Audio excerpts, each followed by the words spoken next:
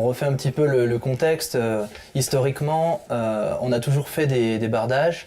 C'est juste que le bardage a commencé à devenir une véritable solution d'ITE à partir du moment où on a pris conscience qu'il fallait isoler les logements. Et on s'est rapidement rendu compte qu'il fallait des épaisseurs importantes pour isoler les logements. Et du coup, on a voulu réduire ces épaisseurs. Et à un moment donné, en réduisant ces épaisseurs, il faut utiliser des isolants qui sont plus performants, mais aussi dits combustibles. Et là arrive une question centrale qui est la confrontation finalement entre cette lame d'air et la combustibilité des produits.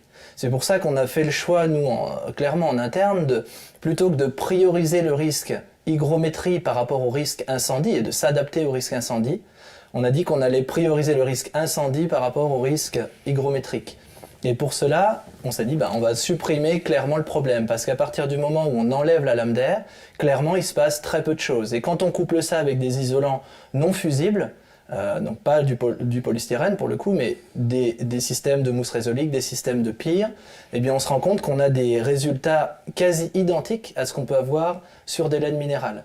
Mais par contre, c'est pas pour autant qu'on va pas gérer le risque hygrométrique. On va juste avoir une conception dans le système avec la mise en œuvre de pare-vapeur, soit intégrée directement sur les produits nativement, soit mise en œuvre sur les façades, qui vont permettre finalement d'avoir encore une fois une sorte de compromis là-dedans, en réduisant au maximum l'épaisseur, en permettant de gérer le risque incendie, sans causer de problème d'un point de vue hygrométrique.